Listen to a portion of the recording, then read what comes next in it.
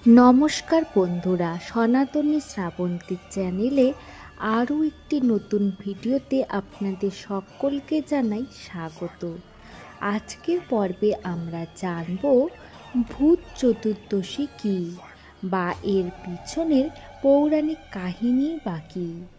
ভূত চতুর্দশীর এই কাহিনী শুনলে আপনারা অবাক হয়ে যাবেন। মহালয়া যেমন পিতৃপুরুষদের উদ্দেশ্যে খাদ্য ও জল দান করা হয়, তেমনি কার্তিক মাসের কৃষ্ণপক্ষের চতুর্দশী তিথিতে, যা এক কথায় বলতে গেলে কালী পুজোর ঠিক আগের দিন, পিতৃপুরুষদের উদ্দেশ্যে প্রদীপ জ্বালানোর বিধান রয়েছে আমাদের শাস্ত্রে। বাঙালি হিন্দুদের কাছে এই তিথি ভূত চতুর্দশী। অন্যদিকে পশ্চিম ও দক্ষিণ ভারতের একাংশে এই তিথিকেই আবার নরক চতুর্দশীও বলে। পৌরাণিক বিশ্বাস অনুসারে কার্তিক মাসের কৃষ্ণপক্ষের চতুর্দশীতে নরকাসুরকে বধ করেছিলেন স্বয়ং ভগবান শ্রীকৃষ্ণ। সেই কারণেই বাঙালির ভূত চতুর্দশী পশ্চিম ও দক্ষিণ ভারতের একাংশে নরক চতুর্দশী বলা হয়ে থাকে। কোথাও কোথাও এই দিন যমরাজ ও শ্রীকৃষ্ণেরও পূজা করা হয়। অনেকেই দীর্ঘ জীবনের উদ্দেশ্যে এই তিথিতে যমরাজের পূজা করে থাকেন। এই দিনে আবার 14 প্রদীপ জ্বালানোরও রীতি রয়েছে। এই রীতির নেপথ্যেও রয়েছে নানান মত। যেমন একটি মত হলো 14 জন প্রেত অনুচরকে সঙ্গী করে কার্তিক মাসের কৃষ্ণপক্ষের চতুর্দশী তিথিতে অশুভ শক্তির বিনাশ করেন দেবী চামুণ্ডা।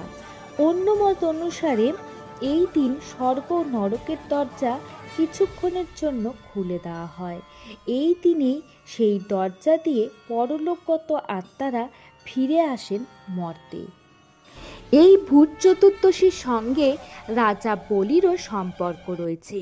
পৌরাণিক কাহিনী অনুসারে শ্রী বিষ্ণুর ভক্ত প্রহ্লাদের পৌত্র দৈত্যরাজ বলি সাধন বলে শক্তি অর্জন করে স্বর্গ মর্ত্য পাতাল জয় করে ক্রমশ অপ্রতিরোধ্য হয়ে উঠেছিলেন। এমনকি দেবতারাও তার হাত থেকে রেহাই পাচ্ছিলেন না। স্বর্গরাজ্য দখল করে দেবতাদের বিতাড়িত করার পরিকল্পনা করেছিলেন বলি। এমতো অবস্থায় শ্রী বিষ্ণুর দ্বারস্থ হলেন দেবতারা। বলির তাণ্ডব থামাতে বামন রূপ ধারণ করে আবির্ভূত হন শ্রী বিষ্ণু। দানবরাজ বলির কাছে 3টি চরণ রাখার জায়গা তিনি ভিক্ষা চাইলেন। ভিক্ষা দিতে রাজি হলেন বলি। 2 পা দিয়ে স্বর্গ ও মর্ত্য দখল করে নিলেন বামনরূপী শ্রী বিষ্ণু।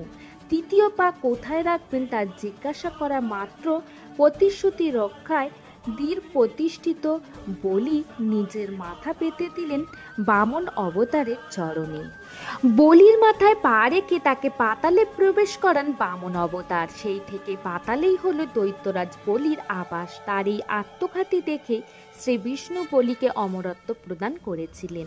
সেই সঙ্গে বছরের একটি দিন তাকে ভূত প্রেতাত্মা পিশাচ অশরীরীর সঙ্গে এই পৃথিবীতে আসার অনুমতি দেন। এই দিনটি হলো ভূত চতুর্দশী। এই দিনেই যমদীপ দান করারও বিধান রয়েছে।